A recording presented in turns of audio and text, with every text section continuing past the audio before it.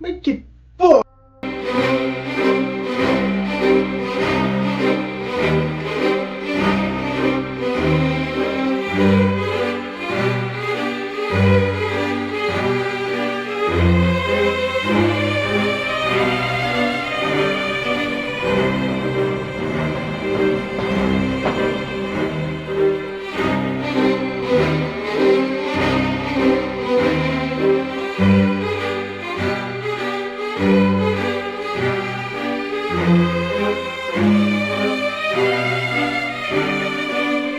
Prazer, meu nome é Matheus, mas pode me chamar de Senhor Alemão. E deixa o like, se inscreve, faz aquelas coisas do YouTube. Por favor, e também, BUM! Aqui ó, o novo canal aqui, canal de games, coisa gay. Só canal de game. Então, eu estou fazendo um teste para ver se eu consigo melhorar mais no roteiro e tal, para deixar mais bonitinho para vocês. Então eu estou testando esse novo estilo de vídeo, porque eu acho que conseguiria melhorar mais o meu roteiro. Então se você quiser dar um apoio, vai lá. Eu cheguei a falar do filme que praticamente quebrou a minha mente, me deixou por quase uma semana pensando, cara, que porra aconteceu? Mas antes, contexto, esse filme foi lançado numa época muito em específico, que é no meio da Guerra Fria, que caso você não saiba, como eu sempre gosto de falar, é praticamente entre os Estados Unidos e a Rússia, medindo quem tem o maior pênis, não ironicamente. E graças a essa medição de pinto, quase fez com que tivesse uma guerra nuclear, não é brincadeira. E no meio disso, os Estados Unidos e a Rússia estavam praticamente concorrendo a quem consegue chegar primeiro na Lua ou consegue fazer a exploração espacial melhor e a primeira.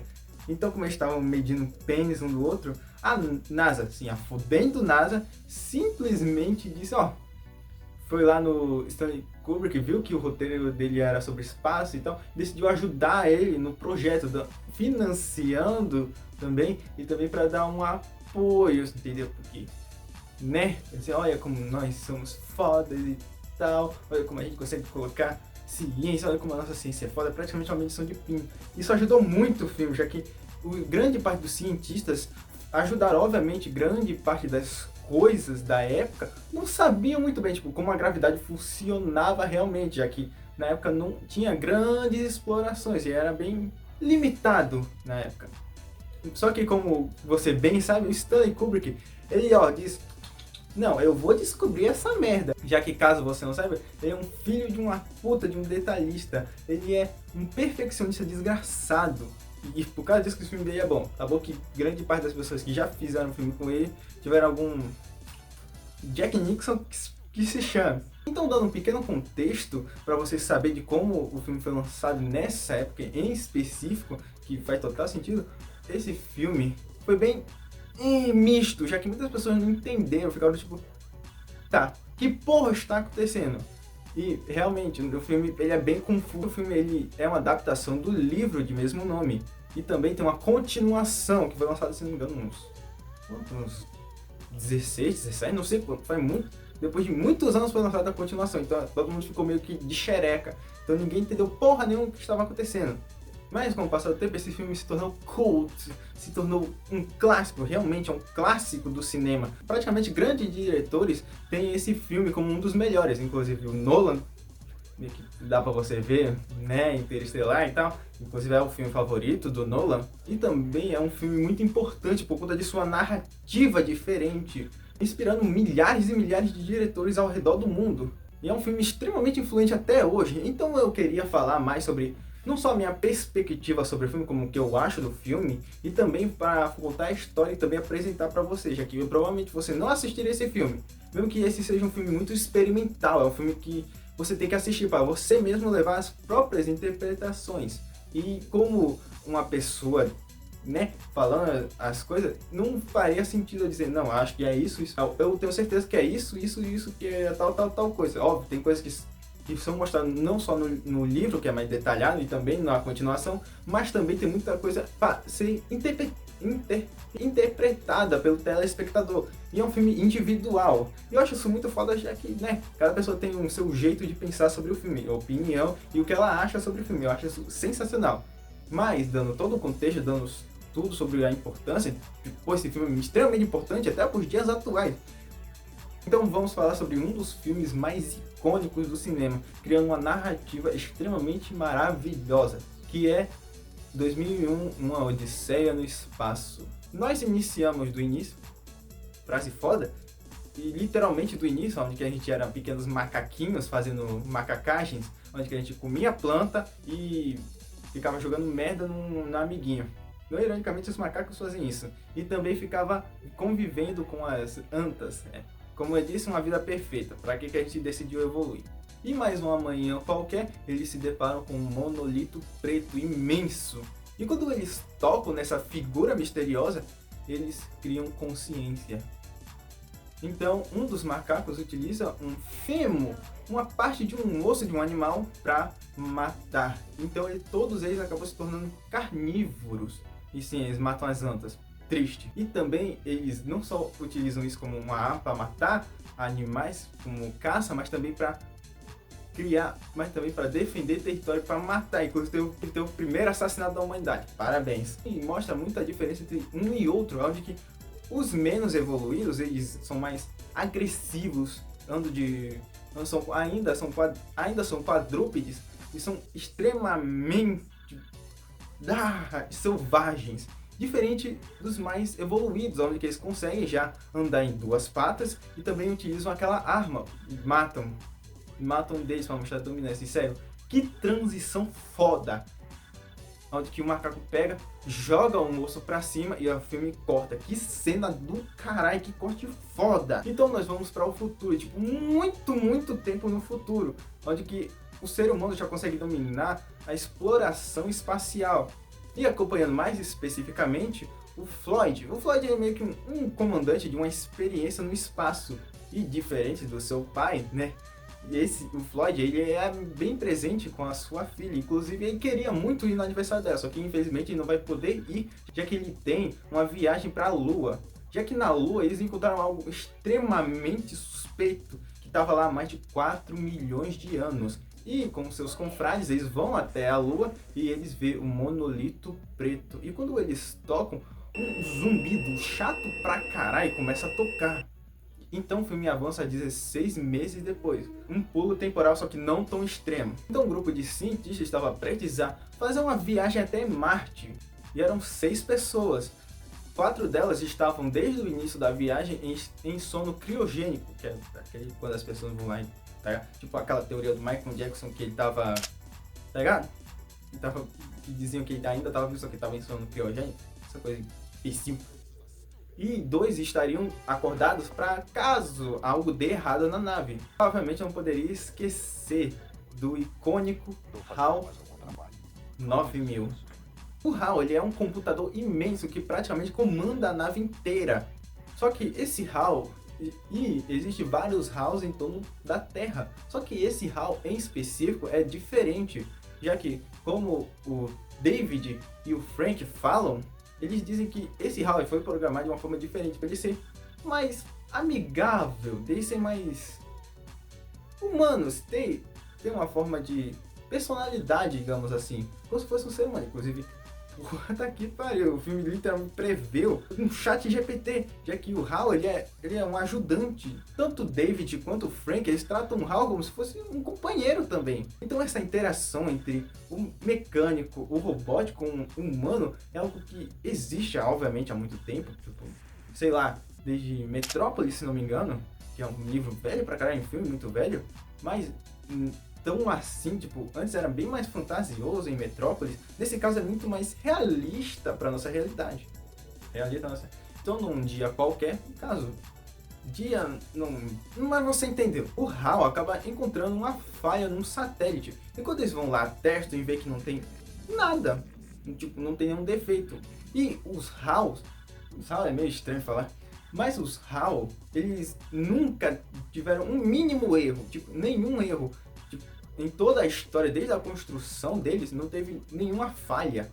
E o primeiro HAL tendo uma falha, principalmente uma operação que deveria ser extremamente importante, isso deixa o Frank e o David muito desconfiados, dizendo que se isso por acaso desse errado, eles teriam que... Entendeu?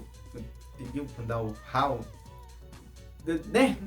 Só que Só que como eles haviam entrado numa nave, uma navezinha pequenininha, que eles utilizam para navegar e pegar coisas e tal, e nessa nave eles desligaram todas as comunicações.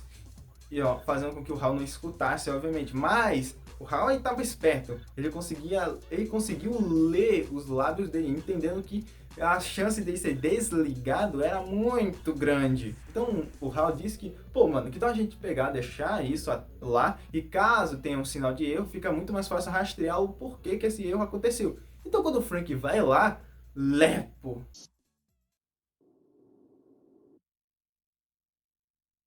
o Frank começa a voar, no caso flutuar, pelo universo.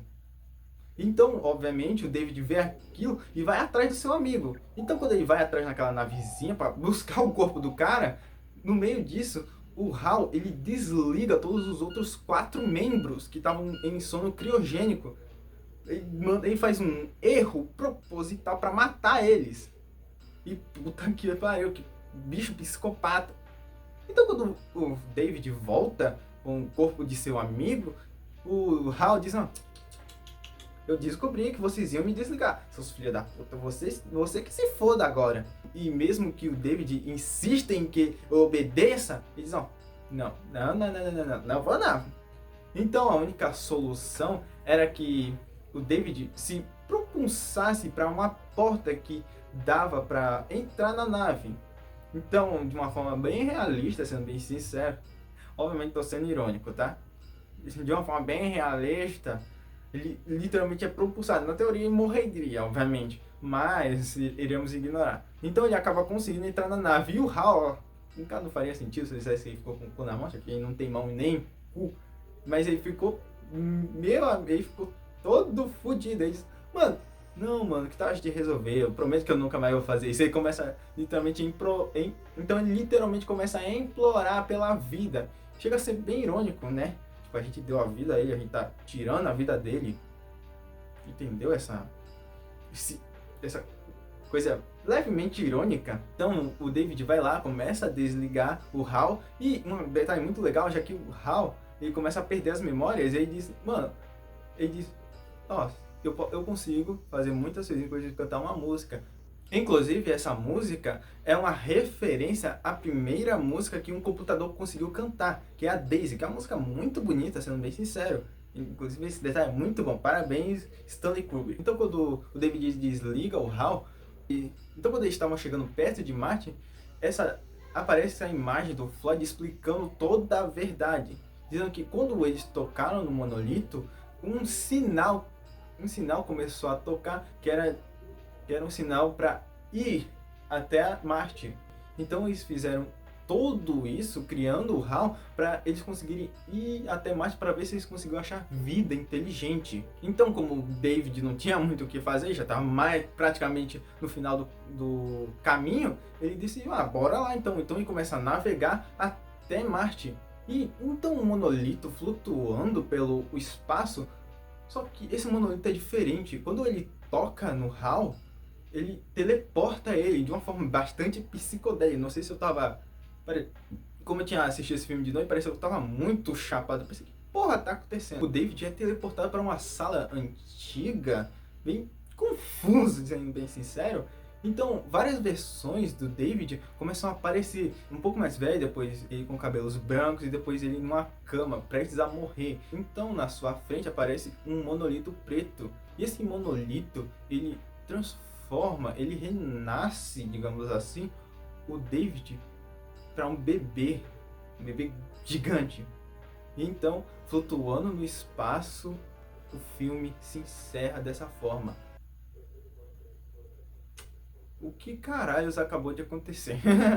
Eu sei que isso pode soar muito confuso, e sim, tem uma continuação que fala sobre o primeiro contato, e literalmente esse é o nome do filme, 2010, o primeiro contato, se não me engano. Mas eu não assisti porque eu descobri só quando eu terminei o roteiro, então não ia dar tempo, né, fazer o que... Mas agora falando sobre o que eu achei, o que eu pensei desse filme, é que o filme, como o próprio nome já diz, é uma odisseia. Caso você não saiba, Odisseia é um conto muito grande, onde que pode durar anos, que é uma história inteira, igual a Odisseia de Homero, que é uma história que fala sobre o Odisseu, onde que conta desde quando acabou a Guerra de Troia até quando ele volta para casa, que se não me engano essa jornada dele voltar para casa dele, para o reino, demora acho que 10 anos, tipo uma jornada muito longa. E acontece várias coisas. É a mesma coisa, onde que o filme, pra mim, ele conta sobre a odisseia do ser humano, onde que fala desde o surgimento, onde que a gente era pequenos homo sapiens, onde que a gente evolui, consegue chegar numa civilização extremamente avançada, até chegar, talvez, em um futuro contato com um outro ser que consegue pensar, ter raciocínio e ter uma tecnologia avançada igual a nossa. Entendeu? O filme fala sobre a jornada do ser humano, desde seu surgimento até a sua evolução. Então, eu acho isso muito foda. E o bebê, na minha opinião, pode significar duas coisas. Primeiro, a nova geração, que significa que esse bebê vai trazer o conhecimento e vai conseguir fazer o primeiro contato. Monolitos falam exatamente sobre isso. Os monolitos, explicamos sim, tem aliens nesse filme, só que não aparecem. Onde que os aliens, para dar um empurrãozinho na evolução, eles utilizam um monolito. E o monolito, ele é meio que um ser, não é meio um ser vivo, mas sim uma figura que consegue avançar e ajudar a humanidade a evoluir. Desde o primeiro, que ele apareceu desde o início do filme, onde que quando eles tocaram, eles evoluíram, até no segundo, onde que eles receberam um contato. Pode significar que quando o ser humano tivesse o contato desse segundo monolito, significaria que o ser humano estaria pronto para conhecer eles. E o terceiro é mais utilizado como um portal. E o David é a peça-chave, digamos assim. Onde que quando o David entrou no monolito e conseguiu ver a sua vida, onde podemos falar sobre... tem muitas interpretações, mas a minha é que fala sobre a vida. Onde que nós temos o surgimento, a velhice e a morte e o renascimento. E o renascimento pode significar desde o indivíduo, como de uma forma religiosa, digamos assim, como renascer na Terra novamente, ou também significar uma nova geração, tipo um filho ou um neto. É isso que eu acho, tá? Eu tô dizendo que acho que é isso, eu acho, é uma interpretação minha. Esse filme, ele é muita coisa e é muito grande, é tipo um filme que ele é bastante cabeçudo, é muito difícil de você pegar de primeira. Tipo, eu fiquei muito tempo pensando e eu pensei, caralho, realmente pode ser isso, pode ser aquilo. E eu acho que é essa interpretação que o filme quer passar, é isso que eu consegui entender. E eu acho isso muito foda, mesmo assim. O filme é muito bom, o filme é excelente em tudo que ele consegue fazer. Mesmo que muitas pessoas achem esse filme chato, realmente o filme ele depende muito de você, no sentido que o filme ele pede para que você siga como eu posso explicar, uma linha de narrativa um pouco mais lenta, um pouco mais... não é arrastado, não seria, mas sim um pouco mais longa. É isso que o filme é. Inclusive, se você for ver esse vídeo é muito curto, eu tive que cortar algumas coisas. Mas, pra mim, é muito bom mesmo assim. Aquelas cenas que eu acho maravilhosas, inclusive eu fiquei literalmente assim, com